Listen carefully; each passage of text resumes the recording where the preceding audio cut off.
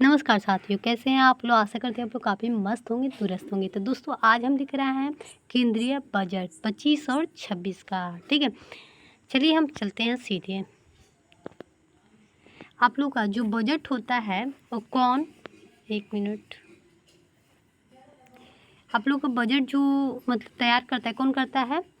तो निर्मला सीतारमण।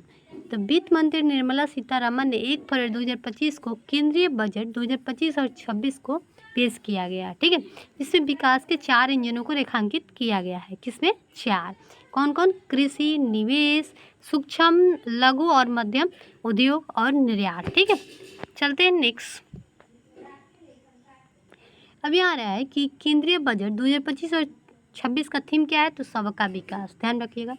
अब आता है बजट के थीम के अनुरूप वित्त मंत्री ने विकसित भारत के व्यापक सिद्धांतों को रेखांकित किया गया, जो इस तरह का है: गरीबी से मुक्ति, 100% अच्छे स्तर को स्कूली शिक्षा, बेहतरीन सस्ती और सर्वसुलभ स्वास्थ्य सेवाओं तक पहुँच। ठीक है,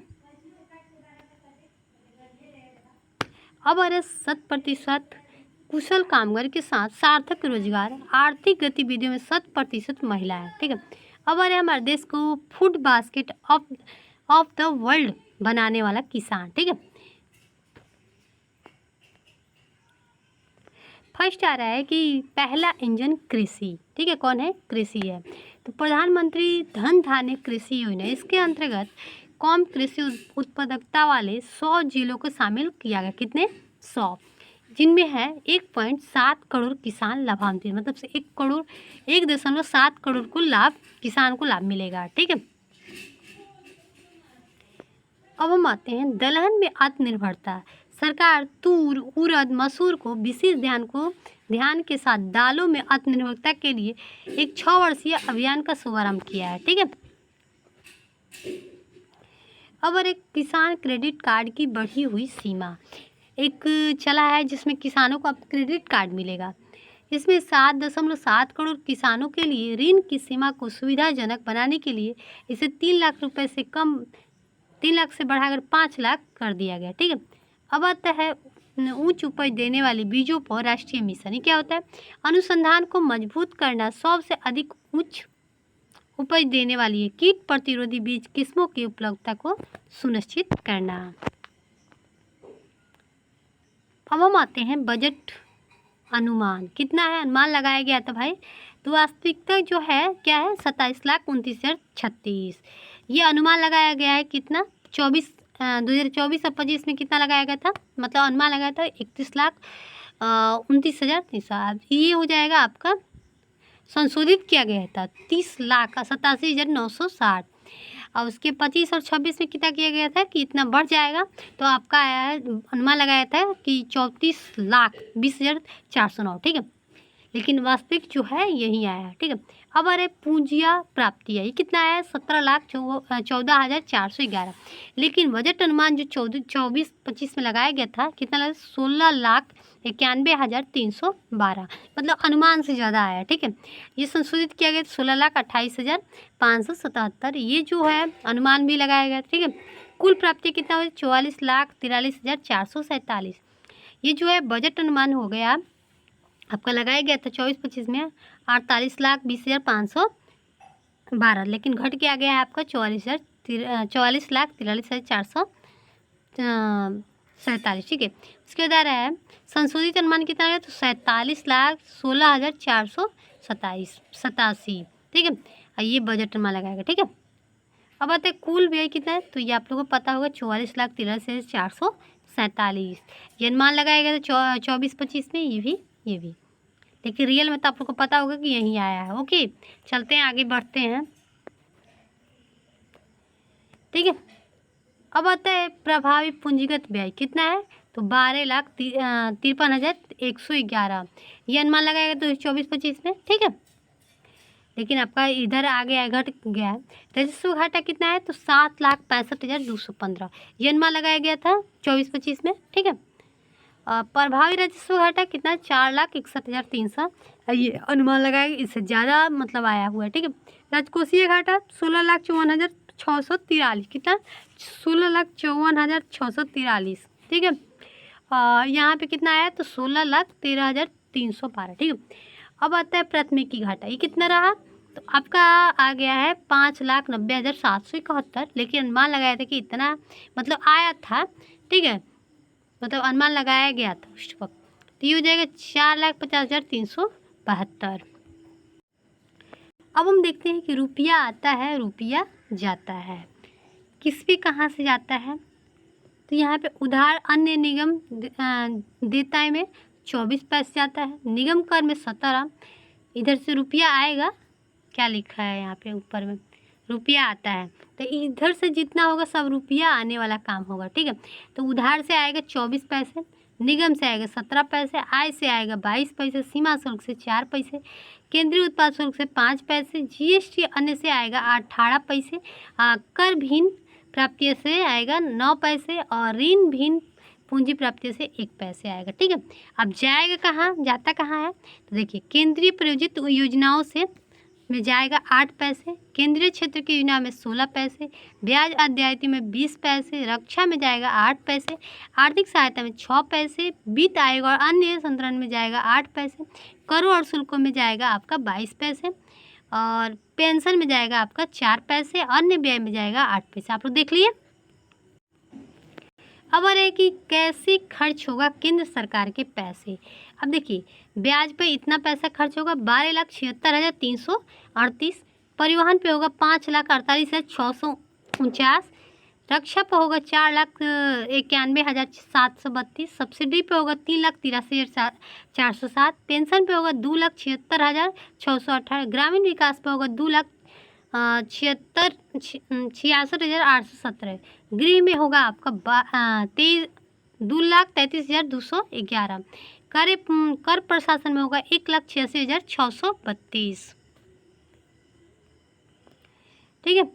अब आएगा पेंशन में आपका आएगा 2,76,618, ग्रामीण विकास में आएगा 2,66,817, गृह संघ में आएगा आपका 2,33,211, कर प्रशासन में 1,86,632, कृषि और समृद्ध कार्यकलाप में आएगा 1,71,437, शिक्षा में आएगा 1,28,650, स्वास्थ्य में आएगा 98,311, शहरी विकास में आएगा आपको 96,717, ITI संचार में आएगा आपका दूरसंचार में 95,258, ऊर्जा में आएगा 81,174, वाणिज्य और उद्योग में आएगा आपका 65,553, वित्त में आएगा 62,924, सामाजिक कल्याण में आएगा आपका 60,52,000, ठीक है। वैज्ञानिक विभाग में आएगा 55,679, ठीक है। विदेशी मामले में आएगा आपका 20,517, पूर्वोत्तर विकास का आएगा 5,915, ठीक है। अन्य में ये आएगा, ठीक है। चलिए अब देख लेते हैं कि किस में कितना टैक्स नई, यहाँ पे नई कर व्यवस्था में संशोधित टैक्स का क्या है। 0 से जो 4 लाख रुपया कमाता होगा, मतलब 4 लाख तक रुपया जो कमाता होगा शून्य टैक्स देगा सरकार को, और 4 से 8 लाख रुपया जो कमाता है 5% देगा, 8 से 12 लाख रुपया जो कमाता होगा साल भर में 10%, 12 से 16 लाख जो कमाता होगा 15%, और 16 से 20 लाख तो हो जाएगा 20%, और 20 से 24 हो जाएगा 25%, 24 से अधिक 24 लाख से जो अधिक कमाएगा वो 30% देगा, ठीक है। समझ में आ गया होगा। चलिए हम आगे बढ़ते हैं। अब आ रहे राजकोषीय घाटा, ये हो जाएगा आपका 15 राजकोषीय घाटा में कितना होता है, तो 15,69 लाख करोड़ रुपए। GDP कितना है, तो 4.4%। याद रखिए क्वेश्चन पूछ रहा है काफ़ी बार भाई, चाहे ONTP से हो चाहे कोई भी एग्जाम हो, ध्यान रखिएगा। राजस्व घाटा में जो आएगा 5.24 लाख करोड़ रुपए, जो कि GDP में 1.5%, ठीक है। याद रखिएगा राजस्व घाटा में कितना था 1.5 और राजकोषीय घाटा में 4.4, ठीक है। प्राथमिकी घाटा में कितना आएगा, तो 2.93 लाख करोड़ रुपया और GDP हो जाएगा 0.8, ओके। अब अरे प्रभावी राजस्व घाटा जो होगा 0.97 लाख करोड़ रुपए, तो GDP हो जाएगा आपका 0.3%, ओके। अब अरे कपास उत्पादकता मिशन, ये क्या होता है, सतत कृषि को बढ़ावा देने हेतु अतिरिक्त लंबे रेशे वाले कपास की उत्पादकता बढ़ाने और गुणवत्ता में सुधार लाने के लिए 5 वर्ष की पहल, ठीक है। अब अरे बिहार में मखाना बोर्ड, क्या होता है, मखाने के उत्पादन और प्रसंस्करण में मूल्य संवर्धन को बढ़ाने हेतु इसकी स्थापना की जाएगी, ओके। अब अरे मत्स्य विकास क्या होता है? भारतीय विशिष्ट आर्थिक क्षेत्र और उच्च सागर में सतत मत्स्य पालन के लिए नई रूपरेखा अंडमान निकोबार तथा लक्षद्वीप पे ध्यान केंद्रित करना। ठीक है, अब आता है असम में यूरिया संयंत्र।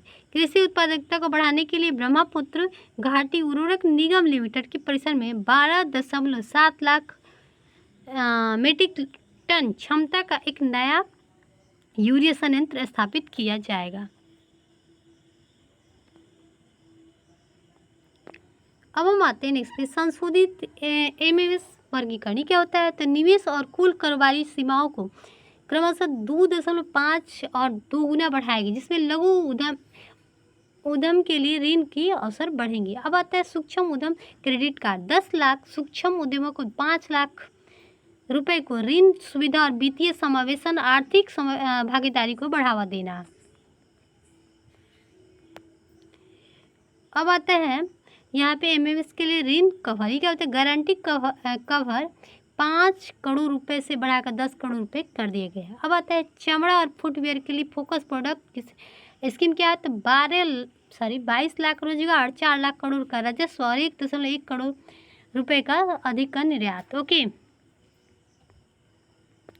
खिलौने क्षेत्र का विकास क्या होता है? क्लस्टर और नवाचार आधारित विनिर्माण वैश्विक विकास में मेड इन इंडिया ब्रांड को बढ़ावा दे रहा है। ठीक है, अब आता है राष्ट्रीय खाद्य और प्रौद्योगिकी संस्था क्या होता है? बिहार में राष्ट्रीय खाद्य प्रौद्योगिकी में उद्यमिता और प्रबंधन संस्था की स्थापना की जाएगी, जिसमें खाद्य प्रसंस्करण और कौशल उद्यमिता को बढ़ावा मिलेगा।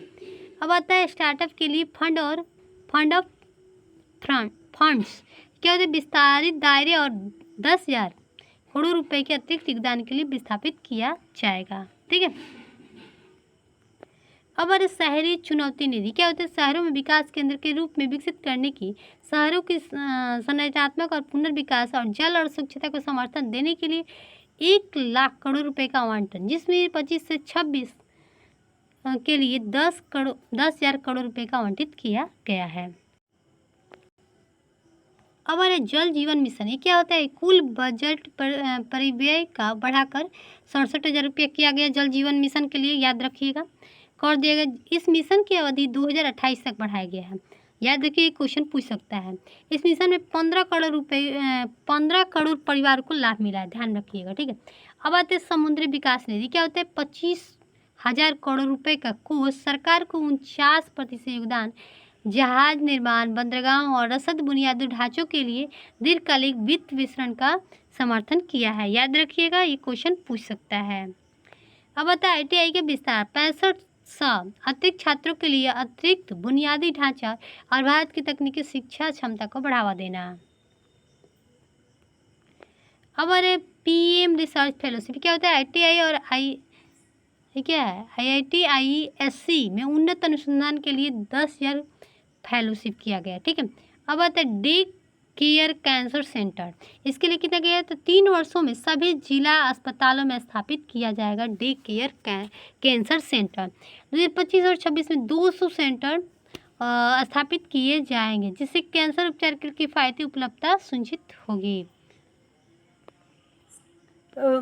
अब आता है कि भारतीय भाषा और पुस्तक योजना क्या है? तो स्कूल और उच्च शिक्षा तक पहुंच बढ़ावा के क्रम में भारतीय भाषा में डिजिटल पुस्तकें उपलब्ध कराई जाएगी, ध्यान रखिएगा। अब आता है विकसित भारत के लिए परमाणु ऊर्जा मिशन क्या होता है? स्मॉल और मॉड्यूलर में रिएक्टरों के लिए 20 करोड़ रुपए के प्रतिव्यय के साथ इसके तहत 2033 तक स्वदेशी रूप से विकसित कम से कम SMR का संचालन किया जाना प्रस्तावित है। अब आ रहा है UDN क्षेत्रीय संपर्क योजना। ये क्या होता है? ये क्या होता है? तो संशोधित उड़ान योजना के अंतर्गत 120 नए गंतव्यों को शामिल किया गया।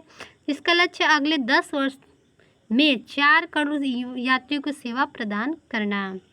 चलिए, अब आ रहे हैं बिहार में ग्रीनफील्ड एयरपोर्ट विकसित किए जाएंगे। साथ ही पटना एयरपोर्ट के विस्तार और बिहटा में ब्राउनफील्ड एयरपोर्ट का निर्माण किया जाएगा। अब आ रही पश्चिमी कोसी नहर ERM परियोजना मिथिलांचल बिहार में सिंचाई और संरचना के विकास हेतु वित्तीय सहायता प्रदान की जाएगी। ठीक है, अब आता है रोजगार आधारित विकास के लिए पर्यटन जो होता है, देश की 50 प्रमुख पर्यटन स्थलों को राज्य के सहयोग से चैलेंज मोड के तहत विकसित किए जाएंगे। अब अरे चौथा इंजन निर्यात, ये क्या होता है? तो निर्यात संवर्धन मिशन, ये क्या होता है? क्षेत्रीय और मंत्रालय लक्ष्यों के साथ एक निर्यात संवर्धन मिशन का शुभारंभ किया, जिसमें वाणिज्य मंत्रालय और MSME मंत्रालय और वित्त मंत्रालय द्वारा संयुक्त रूप से चलाया जाएगा। अब अरे भारत ट्रेड नेट क्या होते हैं? एकीकृत डिजिटल प्लेटफॉर्म जो अंतर्राष्ट्रीय व्यापार और दस्तावेजीकरण और वित्त पोषण समाधान की सुविधा की जाएगी। अब आता है ग्लोबल कैपेसिटी सेंटर्स हेतु राष्ट्रीय ढांचा। उभरती हुई द्वितीय श्रेणी में शहरों में आउटसोर्सिंग केंद्रों को बढ़ावा देने के लिए नीतिगत प्रोत्साहित दिए जाएंगे, जिससे भारत की एक प्रमुख वैश्विक सेवा प्रदाता के रूप में उभर सके। अब अरे एयर कार्गो के लिए भंडारण सुविधा, ये क्या होता है? तो उच्च मूल्य वाले नाशवंत उत्पादों के लिए निर्यात को सक्षम बनाने के लिए उन्नत भंडारण संरचना का विकास किया जाएगा। तो दोस्तों आप लोगों का बजट यहीं पे समाप्त होता है। ठीक है, इसके बाद हम क्लास लेकर आते हैं भारत सरकार की योजना, उससे भी क्वेश्चन पूछे जाएंगे। तो दोस्तों जितना इम्पोर्टेंट होगा वही मैं चैप्टर कराऊंगी, एक भी क्वेश्चन मैं इधर उधर से नहीं कराऊंगी। तो आप लोग जरूर पढ़िएगा। बाय।